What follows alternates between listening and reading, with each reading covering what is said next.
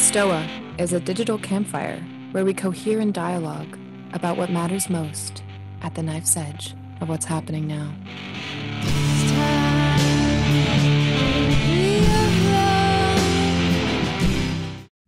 All right, everyone. Welcome to the Stoa. I'm Peter Lindbergh, steward of the Stoa. The Stoa is a place for us to cohere and dialogue about what matters most at the knife's edge of this very moment. And today we're very lucky to have Otto Scharmer with us. Otto is a senior lecturer at the Sloan School of Management at MIT. He's the author of many books, including Theory U, Leading from the Emerging Future. And for those of you who are familiar with Theory U, its influence and reach extends way beyond academia and into kind of our space here in this weird sense-making web, which Otto was inquiring about before before we let everyone in. So today is going to be a standard kind of communal podcast Q&A. Otto and I will jam for a bit. If you have any questions, and I imagine a lot of you are coming in pretty familiar with Theory U, so you can start throwing your questions in the chat right now, and we'll probably pivot to it quite soon. Yeah, and if you don't want to be on YouTube, because it'll be on YouTube, just indicate that and I'll read the question on your behalf. So, and we're here for 60 minutes in total. So that being said, Otto, welcome to the Stoa. Thank you for having me on. Is there any kind of opening general thoughts you'd like to share before we kind of dive into some questions? I have actually no idea about this space, so I rather than making assumptions, I would like to start with listening to you or to anyone who may have something to share or to put in front of us. Cool. Yeah, nobody knows what this space really is. That's sort of the inside joke here. And you're going to get questions all over the place. So when we pivot to the Q&A, but I thought, as I mentioned to you before we let people in, there's going to be people who are pretty familiar with Theory U, and some people are going to be coming in with complete unawareness of what this is. Is there any elevator pitch that you have ready for Theory U? I imagine you might have one or two that you can provide us. An elevator pitch for what? For Theory U. For Theory U. Yeah. Well, I mean.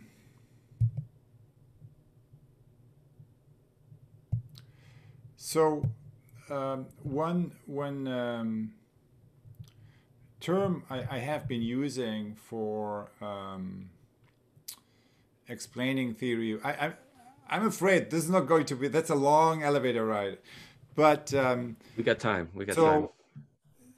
So another term is of relevance here is awareness-based systems change, right? So systems change was always of interest to me because it's kind of the quest for the whole and seeing the relationships.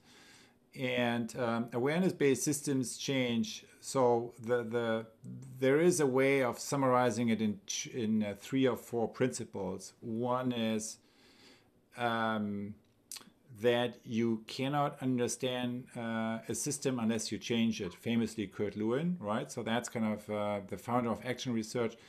I'm an action researcher, so that's what brought me on that path.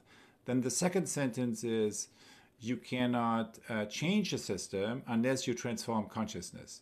So that's like my past 20 years of experience in applied projects boiled down to one single sentence, right? You cannot change a system unless you transform consciousness.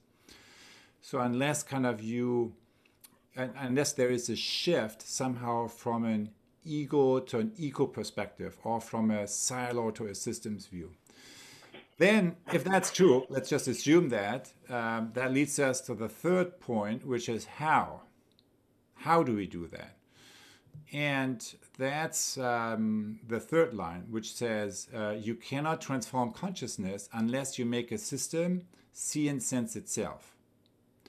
Traditionally in systems thinking, we would have said you cannot transform a system unless you cannot transform a system unless you make a system see itself.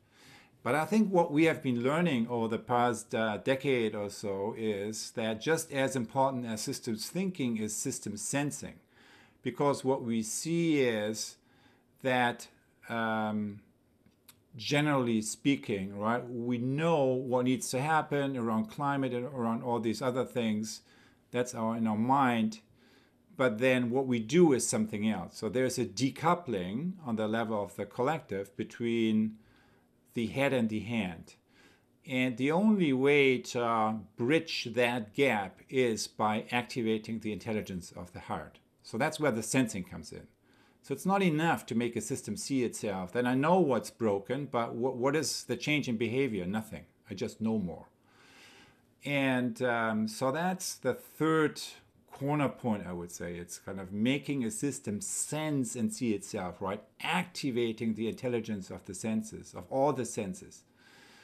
And you could say systems thinking starts with decolonizing our senses, right? So the knowing of our senses from just the intellect.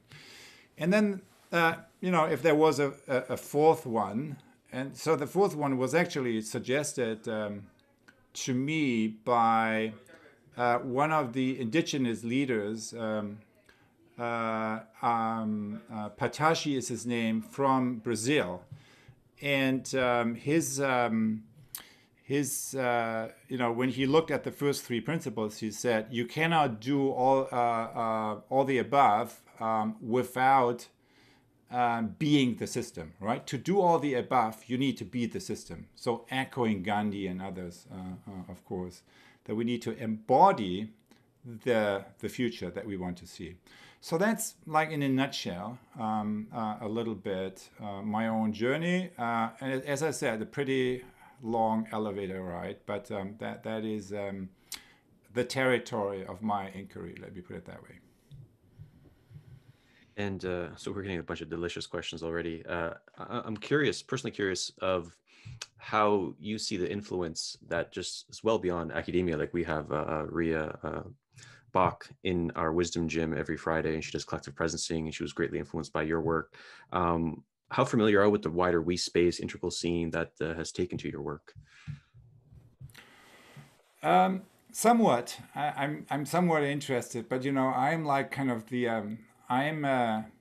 as I said, I'm an action researcher. So there's always a mismatch between what I'm aspiring to do and what I'm really doing. And if in doubt, I go for practical applications. I don't go for reading books. So that's why I have some insufficiencies there. But obviously there is. I remember I interviewed Ken as part of my in the earlier stages of my research, and I was somehow shocked when he had already that he was familiar with with Theory U, and the way he described and related our approaches was something. So there were actually two insights that were very vivid from that conversation. One is that he said, so he described his own work more in the sense of like a 30,000 foot perspective on the playing field, right? Kind of if you want, the philosopher's view. And he said in terms of, but there is not a medium range application theory, right? So and Theory U is more something on the how-to when you are actually in these change processes. So what is actually in knowing that helps you to make choices, kind of that helps the change maker in the field. And that's really, I think that's an appropriate description. That's what I try to do. I try to be helpful to the people in the field, on the battlefield, right? Not kind of looking at it from above. Or not only, so that's how they complement each other. And then in terms of my own, if you want theoretical and epistemological development, what I really loved about what he said in that conversation was, and that really opened my eyes, because I didn't have until then thought about it in these terms. So when you look at so Theory U basically is something very simple. It's So if you want, I can actually share two little stories that give you the nutshell Maybe it's three, but that really gives you the nutshell of the origin of theory U. So the first one is I came across in my I was basically trying to listen to people in the field who have created something new, right? Science, society, business, and I learned that there was like a different storyline that people really shared that was different than what was usually known as the innovator's journey. Something that has to do with a much deeper journey. And one of them, the late CEO of Hanover Insurance, Bill O'Brien, he talked about it in terms of the inner. So he basically summarized his own experience after a longer conversation. He said, look, reflecting on his own experiences and summing them up, the success of an intervention depends on the interior condition of the intervener. So the success of what I do depends on the inner place that I operate from. And when I heard that, it was really an eye-opener for me, because I thought, well, we know everything about what leaders do or change makers, everything about how they do it, the process. But what do we know about the inner place? So that's the source dimension of human agency, right? And, similar in sociology and social sciences, we know a lot about enactment that we can observe, but what are the deeper sources that we operate from? So that was the first wake-up moment. And today I would talk about that in terms of open mind, open heart, open will. But that was the real first opener. And then I remember a meeting with Brian Arthur in the Santa Fe Institute, who was at the Santa Fe, but we met at Xerox Park, and he described the deep innovation process. He basically said, look, there's two different types of knowledge or knowing, or cognition. That was the word he used. Two different types of cognition. One is basically downloading. You take existing concepts and you apply them onto a situation. And the other one is that you connect to a deeper sense of knowing, right? And that's kind of true innovation. And to activate this deeper sense of knowing, you need to go through a process that is basically moving through three stages. One, observe, observe, observe. That most importantly goes beyond downloading, right? So it moves you outside of your own bubble. And observe, observe, observe means totally immerse yourself into places that matter. And then retreat and reflect, allow the inner knowing to emerge. That was stage two, kind of deep resonance, you could say, right? And then if something begins to crystallize or to emerge, act in an instant, right? Rapid, explore the future. So act in that moment and explore the future by doing. So those were the three stages. And that's essentially the U process, right? Observe, observe, observe, connect, which is, really getting out of your own bubble and put yourself into the periphery, right? Into the places that matter most. Then the deep resonance and connecting with that, you could say stillness, right? The second moment is really about stillness. And then the go with what's emerging from there. So that's the second story. And here's the third one. Francesco Varela. So the late cognitive scientist, I was interviewing him in Paris. And the first time I met him in 1996. And so there was one thing he said in that interview, which is, there is a blind spot in Western science, he said, in cognition science. And the blind spot concerns our experience. Everyone thinks they know what experience is, and I claim they don't. And that's the blind spot. So we know enough about the brain, he said, but we know nothing about how we as humans access experience. So, okay, so that was the interview. I showed that interview a bunch of people, right? That was, I think pre-internet or something. There was nothing really widely shareable about it. And I noticed that many people responded strongly to this blind spot experience. Experience is the blind spot of Western science, particularly cognition science. So in 2000, a few months before he passed away way too early, I went back to him and said, did you do any further work on that question? So that resonated really with many. And he said, that's the main thing I have been working on over the past few years. And I actually found 3 methodologies that address that issue, how we access experience. And that is psychological introspection, phenomenology, and meditation. So, and he synthesized these 3 methods into 3 what he called gestures of becoming aware. So 3 inner gestures of becoming aware. And he called that the core process of becoming aware, which is suspension, redirection, letting go. So suspending, and so basically, for those of you a little bit familiar with the theory U, that's kind of the observe, observe, observe cycle of the process. That's kind of going down the U, right? That's kind of going through these 3 gateways. Suspending our, habits of judgment, redirection is really, so Varela meant it from the object to the source.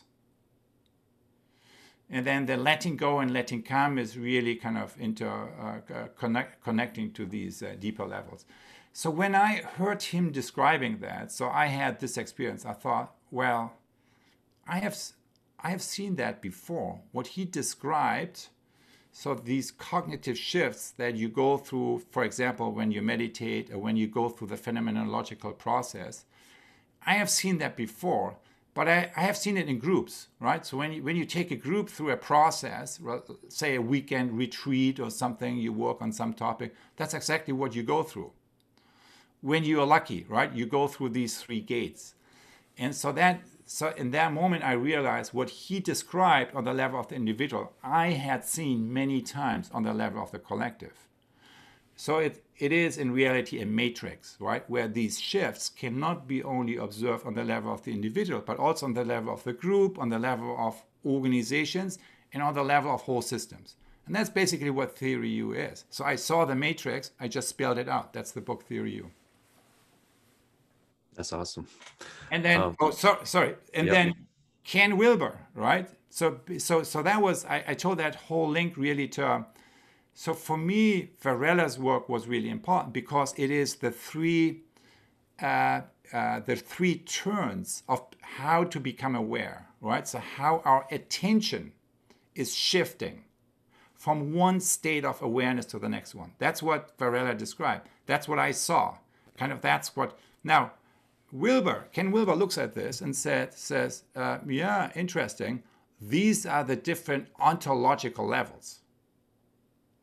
So I had not really thought about it in these. So which is the subtle and the non-dual and so on and so forth. So he related that to these different ontological levels of reality, which but he said so he would clearly recognize the distinctions, and that they would be very applicable to his own to his own writing, and of course. As we all know, kind of his writing is kind of grounded in all these different wisdom traditions. So that's kind of where the other thing that Ken said when I met him, that was an eye-opener to me, that this is not just because the way I came about it, it's just the more on the epistemological, right? So when is it that I enter what kind of state of awareness? But he was really linking it to the ontological level, these 3 levels, or the levels, the different layers of reality that you encounter when you go down the U. Very cool. and Ken might be coming to the Stoa soon, so I'm excited to continue that conversation with him. Let's go with Narayan. Narayan, if you can unmute yourself and ask your question. Thanks, Peter. And Otto, it's so cool to see you in this context here. I saw you a little bit through the Gaia process. And my question relates a little bit to your history with systems thinking and your own development of Theory U. So I'm quite new to thinking about systems and even being able to perceive them, really.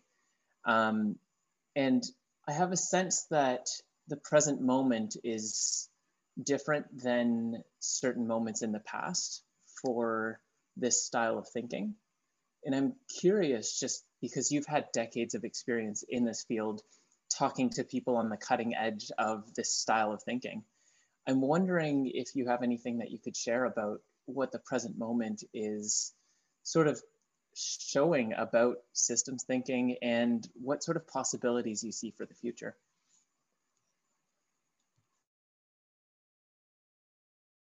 You're on mute, Otto. Wow, that's a big question. I think I'm not. I mean, I can maybe do a few strokes and then someone else is taking the brush. So I would say,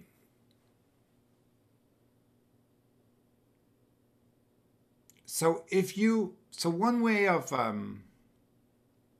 so when you think about the current moment, there is, of course, we can use 2020 not as an enemy that we need to do war on, but as a teacher. So if 2020 is the teacher, then the first lesson was from the pandemic, the March moment of the pandemic, which I think was all about teaching us about systems thinking, right? In terms of interdependency and how, you know, the virus emerges from us interfering with natural ecosystems and then also making us aware of everything we knew was broken before. I mean, we knew it all before, but now it's in our face, right? So I think it was. I mean, I'm part of the systems thinking teaching.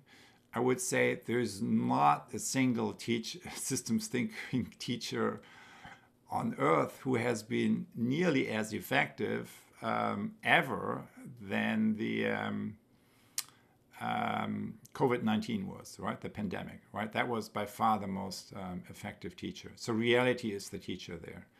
The second moment, and to me, that was the first disruption, really, in this decade. And it's like here on this level. So it collapses a wall that separates my own perception from that of others, right? So that's kind of the interdependency there.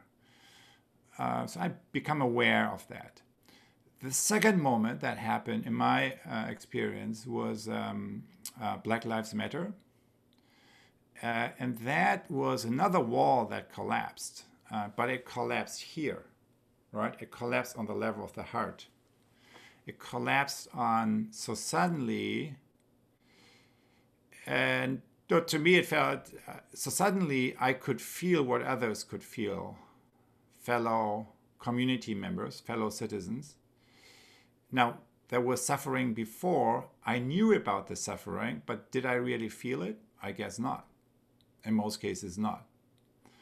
So that's, I would say, that was the second moment. So there is another wall collapsing, but in this case, it's between my experience and your experience, right? So what I feel and what you feel, that I begin to feel what you feel, at least a little bit, right? So that's another type of wall. It's not here, it's here on that level. So what's the third disruption, right? So what is now going on, right? So I think maybe we are at the early stage of, so if the first wall collapsed here, the second wall collapsed here, maybe the third wall that is yet to collapse, or fully to collapse, is something that separates the place that I am operating from the place of the emerging future, or kind of a genuine future possibility that wants to come into being. So maybe it has something to do with that inner place that we are operating from when we take initiative, when we are not just relating to a situation, but beginning to act on it. And so what are the deeper sources that I'm operating from when I do that? So I think so that has to do with this letting go and letting come. And, Martin Buber would have said kind of letting go of my small will and letting come of the capital W will. Kind of so there are many different ways of describing that. But I think that's what we are still in the process in. So that's that's one way of answering your question. So, which is, I mean, we probably had these distinctions before, but we never had this collective experience, this collective teaching through reality in this intensity before. And I would also say maybe somewhat unnoticed almost, but what I find quite remarkable is that, I mean, it's often forgotten, right? I mean, people say, there's so many species on Earth that are so much higher developed than we are, right? And that's probably true, like bees or ants, or when you look at the collective way they are organized. But there's no other species on Earth who actually can shape their own future. That's what we do. So there's no other species on Earth who can intentionally link to the future and change the laws, the rules according to which this future is going to happen. So the rules of collective behavior, we can transform them. How? By putting our collective attention on it, by linking collective attention with collective intention. And that is bending the curve. And we saw that with COVID, right? So we bended the curve. We changed the rules of collective behavior. We can do that. And of course, when we can do it with COVID, we can do it with anything, right? We could do it in the case of climate. We could do it with any of the SDGs if we chose to do so. And I think that's what I actually try to describe in Theory U, that there is an evolution of governance in society from the visible hand to the invisible hand, and from there to organized interest groups. But what we see now is the evolution of a fourth coordination mechanism, governance mechanism, that I call awareness-based collective action. So it's a coordination that happens when we come together as a community and attend to the whole together. So awareness-based, so it's kind of a shared body of awareness, collective action that results from that is flowing out of this shared awareness. And that is happening, right? It is happening in cities, it's happening. It did happen in Paris 5 years ago, right? So it's small elements, but this is such a profound source of hope. I think that's often under-attended to us, that in the midst of the noise, in the midst of all the dark hours and all the dark moments that we are part of, there is this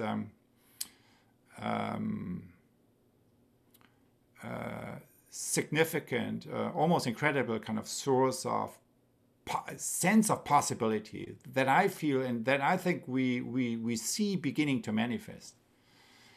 I have been doing lately some work with the UN institutions, and one thing I learned there is, when was the the multilateral system post-World War II, when was that envisioned? 1941, right? In the darkest hour, right? So Hitler was at the height of his power. So the darkest hour of the 20th century, that was the moment when a small group of people envisioned the next cycle, right? And then that manifested, that shaped the better part of that century. So yes, we are in a dark hour, maybe, certainly, but that's where the possibility is. Also. Awesome. Thank you, Narayan. Sam, I'm going to take you in next. Okay. Otto, thank you for coming and joining all of us. So I quite recently read the transcript of your interview with the Circle of Seven. And everyone, this Circle of Seven interviews, there's a transcript you can look up online if it's of interest to anybody. But that, it was a quite profound interview, and a lot of what was spoken about was quite radical, like shattered what could be intelligible within the Western modern paradigm, even at the farther reaches of complexity thinking, so far as I know. And I got a distinct sense that there was a suggestion that a circle of presence between regular participants held with care over time has the capacity to maybe hold and seed intentions that then meaningfully participate in processes and other space-time locales in quite profound ways. I'm curious what your thoughts are on that, or just that piece of the interview, or what was suggested by the participants in that circle. Yeah, I couldn't agree more with you. So I think that was a very profound moment on multiple levels. I think the interview with the Circle of Seven in many ways is the heart of the Theory U book. It embodies not only the phenomenon of collective and feminine spirituality, but it also makes it very accessible, right, for in terms of the practices that come with it. So that's what. So it's really transparent in that way. It was not something that something amazing happened and then I have no agency over it. So I think what they really, in that conversation, they don't want to say deconstructed, but they really try to shed light on these foundational practices, and they did. So and it also being there, so one of the key terms for those, I mean, I agree, Sam. So it would be great to put the link to the interview into the chat if someone could do that. If you Google, just go to the Presencing Institute website. It's in the dialogues dialogue, or just Google it, Circle of Seven, dialogue on leadership. One of the key terms that they described, so it's a circle of 6 women, and so they had their own practice. They started with, hey, let's fix, no, I'm just, not let's fix the world, but they started out of an impulse to help others, and then realized we actually first need to heal ourselves. So, and formed that circle, and what they realized, and, created quite some interesting set of rituals around that, and deep listening practice, right? Like unconditional listening, unconditional witnessing, unconditional love and support of each other. And that's what they describe there. But what they also describe is when they actually embody these principles, that there is remarkable shift that they can notice when, and they refer to it as the presence of the circle being. So when they can begin to feel a presence that isn't just me or you, but something else, right? And so that's what that's why they called it the circle of seven and the presence of the circle being. So that I think I used that as the title for the interview. And so what was remarkable is that I could also feel that they weren't just talking about that, but as they were talking about it, so it was actually an experience too. And what they really were quite pioneers in is not only some of these practices, but also what I don't know what we would use it today, probably a holding practice to hold. So they had this practice that they were not only holding each other in terms of their highest future possibility and thereby supporting each other, but also holding other people.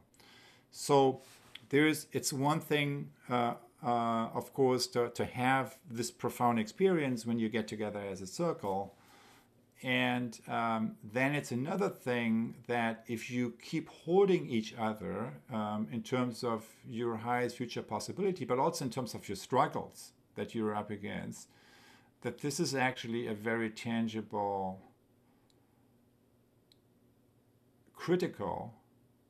mission critical support you receive, right? And I don't know whether it's part of the transcript. I don't know whether they whether I edited that out or not, but but in the end they actually said they would be also holding me, right, moving forward. And a lot of what happened with the Presencing Institute over the past 15 years, I directly attribute to that. So, I mean, I have no way can I prove that. Probably not, but I would say as a lived experience. So this holding each other, I mean, I know it, I think I have multiple experiences both in holding others and being held. How much a bit difference that makes, I mean, we know that from other relationships maybe. And if you are held by a circle like that who has a real, I think that's probably, as human beings, one of the biggest gifts we can give to each other, and that's where until today I'm really so this is where that event that was in September 2003. So where that event that is recorded and transcribed and I put on the web there has a direct impact until today, because I think it shaped kind of the way the Presencing Institute evolved, for sure. All right. Thank you, Sam. Rob, I'm going to take you in next. Thank you. Hi, Otto. Thanks for being here. This is tremendous. I was curious. I noticed we're mostly talking about systems that exist and how to change them. And I was curious what insights theory you might bring us about system creation and maybe how to create successful systems that are open to change. So if anything there sparks your imagination. Yeah, so I mean, the first thing is it's also like a delayed response to two questions back. Further thoughts about systems today. I think one of the issue, the systems term is really terrible in many ways, right? And I think Ken also, I think he puts it into, what is it, the interobjective realm. I think that's quite I think the bottom right or where it was. That's quite appropriate, right? So what is missing? I mean, just take Ken's analysis. What's missing in the whole systems, blah, blah, blah. It's the interiority, right? So that's a problem. And so that's why what I'm currently doing is actually not primarily focusing on the systems term, but on the term of social fields. And what is a social field? A social field is a system seen from within. So it's combining both the outside third-person perspective, so that would be congruent with the right-hand side of Kahn's matrix, or kind of the traditional systems view, kind of, so third-person perspective, and it also brings in the interiority, right, the first and second-person perspective. And so that's what are the collective interiors, right? So that's kind of the real question of inquiry there. So I would say that's yes, it is somewhat related to creation of systems, but definitely related also to the evolution of systems, and how can, because there is, so when we, I think there is actually a lot going on, right? When we enact social fields, what is actually present there, and how does that show up in my experience? So I have experiences, but it's not my stuff necessarily, right? It's kind of coming through me, right? But not from me necessarily. And how to develop a higher level of literacy so that we can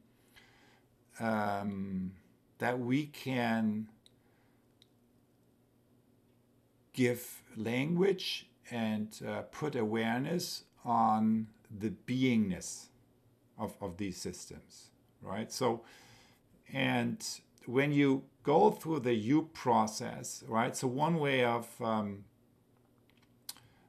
maybe that's so I had to. I was with a Chinese audience the other day online, and so I also, I mean, maybe a better answer to the elevator question was, so how would you summarize going through the you process? And I would say it's seeing it, feeling it, which is sensing it, being it, and then co-creating it. So it's basically, those are the stages going through the you, right? And what it really focuses, what it's focusing on is a deepened relationship that we can have with reality.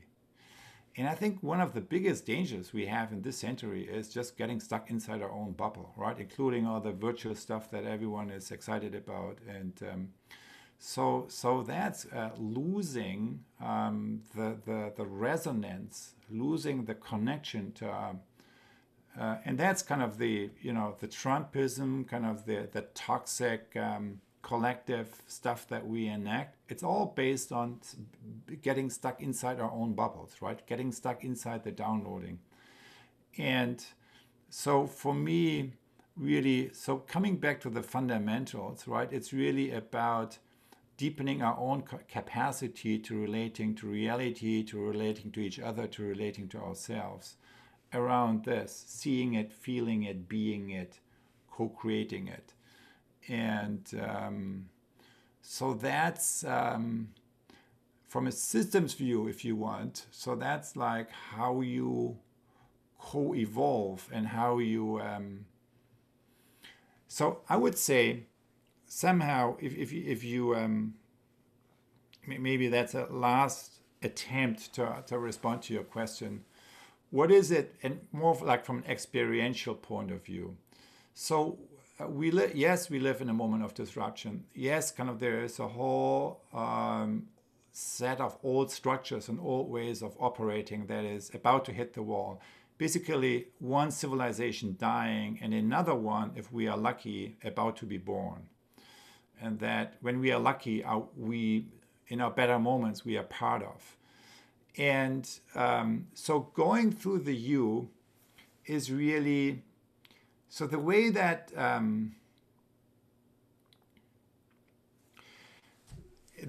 feels like, and that's why I like the term social fields.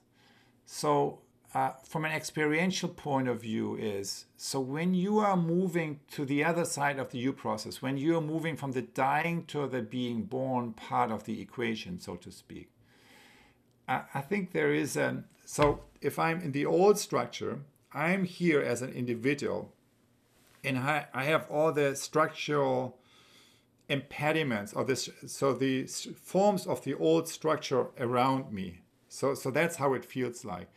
But when you go through a real process of transformation, what happens there is that the deepened human relationship, right? So that I have with others and we have with each other, but also with ourselves, is turning into a container out of which new forms are being born. And so maybe that's a creation of the system, but it also doesn't, it feels more like a field, I would say, not like a system. I don't know whether that's, and so that sounds a little bit maybe mysterious or esoteric, but I just try to point at parts of my own experience while having the assumption that a number of you have had similar experiences, and it may resonate with some of the experience that you bring, but that may also not be the case. I don't know. All right. Thank you, Rob. We'll end on Evan's question. If you can unmute yourself, Evan. Sure, let me just scroll up and find my question again. So I appreciate the opportunity to ask this. So implicit in what you've just been describing in your answers to the past couple of questions is the notion of an intersubjective presence, which is becoming to some degree self-aware. And so while I would say the psychotechnologies of individual subjective presencing are pretty rich and well-established in human knowledge, the intersubjective presencing territory seems to be a lot less well-mapped.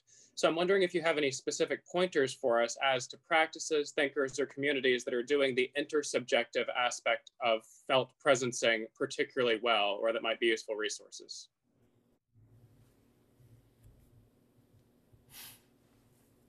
Yeah.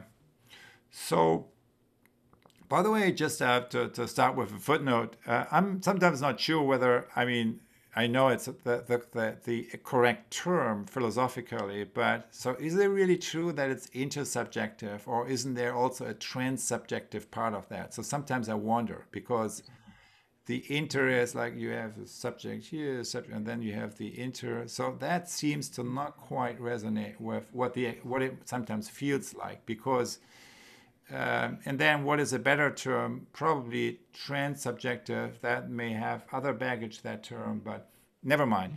I think we talk about the same thing. So yes, I would say that's definitely a very relevant area.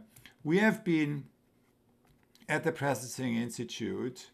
We have been basically, so maybe let me just say two words to that. So the Presencing Institute is basically like a little experiment or a prototype, right? Prototyping a new way of operating towards one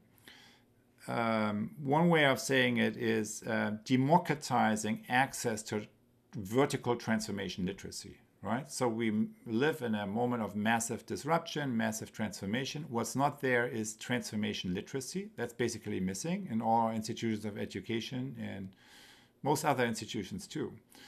And so access to vertical transformation literacy is really, if you want, the evolution of consciousness as it is embodied in social forms, in social evolution, as it relates to social evolution.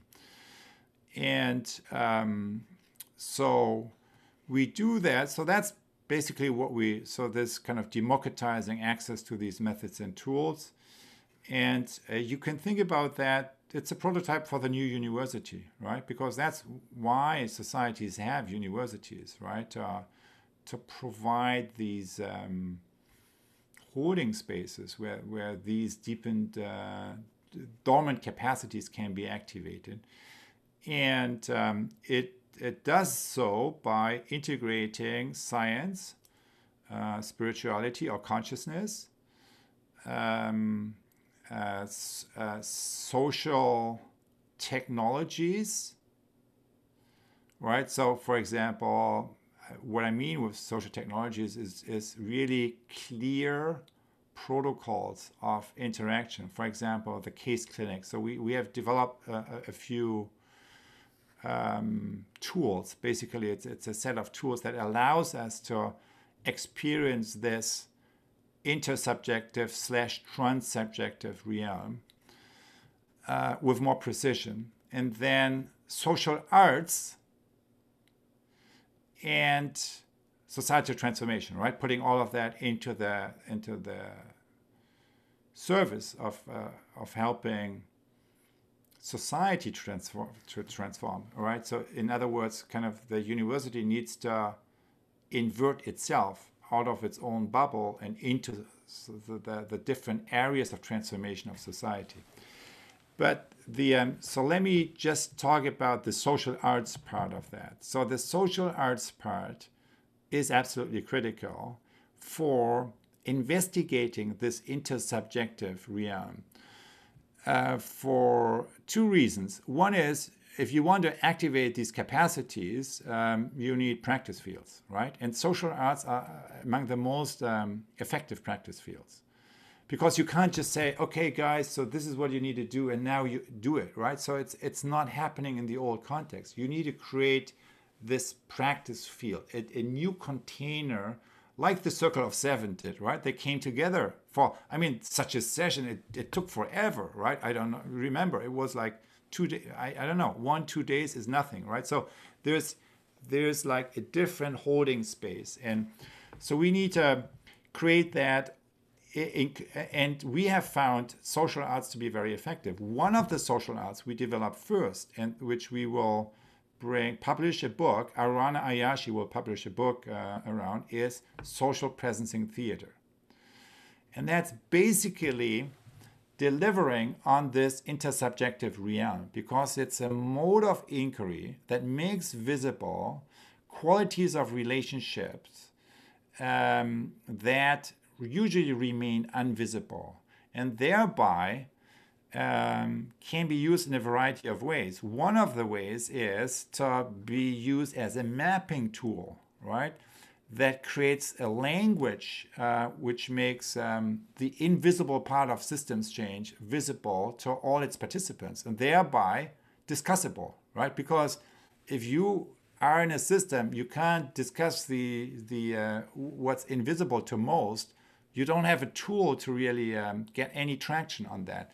But the moment you collectively enacted such a map and you see who is excluded, who is not, and kind of all these relationships of levels of layers of exclusion and so forth, you have immediately something very direct. You have a language that you can use to get some traction on these topics. So that's so I started this at the outset of this hour. I said, like, one of the key aspects of awareness-based systems change is making system sense and see itself.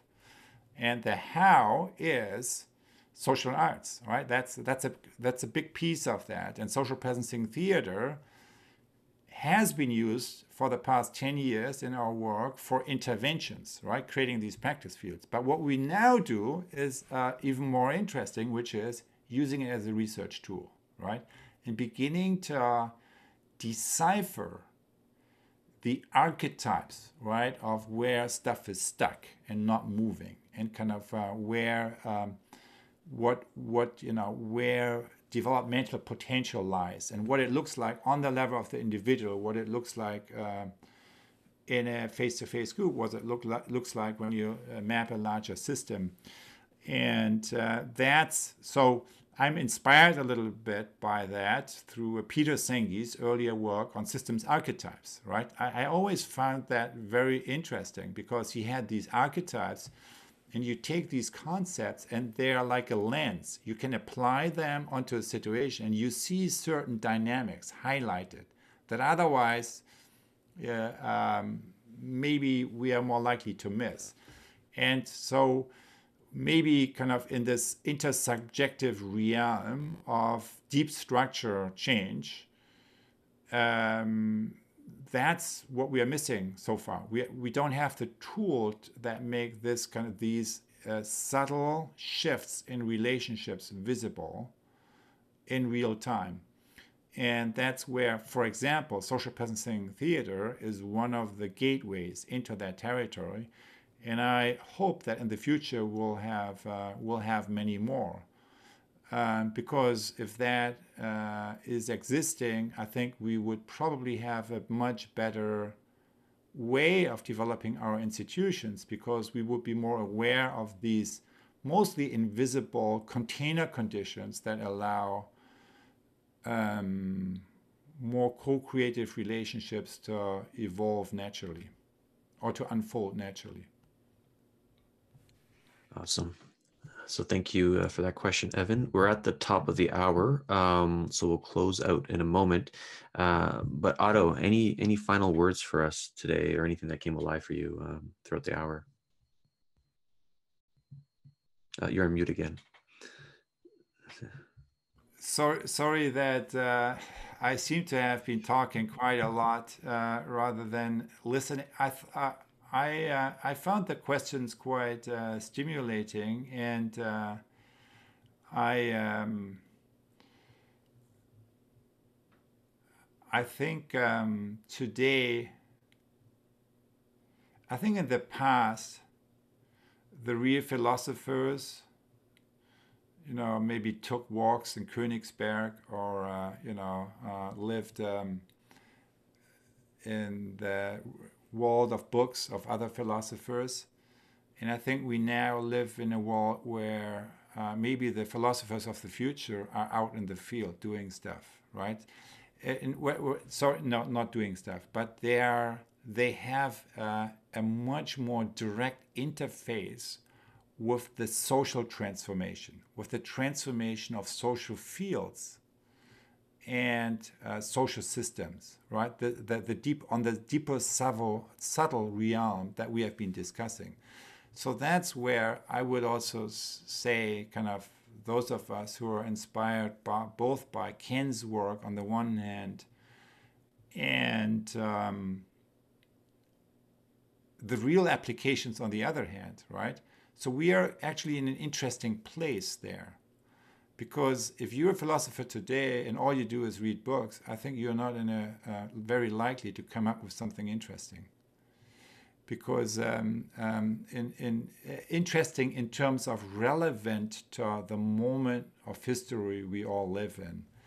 And maybe the real philosophers today, they're somewhere in the field, and we yet have to discover them. And maybe they have wisdom, but it's not the wisdom maybe that's manifested through having read 1,000 of books. But in the social challenges that we face today in change making, in leadership, and in systems transformation, come with all the deep epistemological and ontological issues that philosophers have been grasping with, but more on the realm of the intersubjective. And so bringing these, so what I feel being part of your circle here for an hour is a leaning into both of these territories, right? The deep philosophical questions on the one hand, and the practical applications on the other hand. And that's really also my journey. If I would have had my way, I would have studied philosophy. I didn't do that because I wanted to have an entry ticket into the real conversation, right? So into the, and that's why I took economics, It's not that it's more interesting. I always read philosophy on the side, but if you talk about transformation of society, you don't transform the economy, you're not even scratching the surface. So that's why I think what it means to be a whole systems philosopher today can mean many things. And that's kind of why I find this circle here interesting. And that's where probably each of you is bringing a different part of this practical application that is so critical today. Mm. And the Stoa in particular is sort of serving as a beacon for all these weirdo philosophers in the wild that are operating outside of academia. So yeah, we would love to have you come back and interact with us and them some more. You consider the Stoa your home away from home. So that being said, I'll make some announcements in a moment, but Otto, thanks so much for coming to the Stoa today. It was a treat. Thank you very much. Thanks to everyone. Tomorrow we have Thomas Hubble. He's into the intersubjective practices as well. Say hi to him. Will do. And that's at 2 p.m. Eastern time. It's actually a book launch, Healing Collective Trauma. So that should be quite a fun event. And for more events, you can go to thestoa.ca. We have a Patreon and our Substack newsletter. So that being said, everyone, thanks for coming to the Stoa today.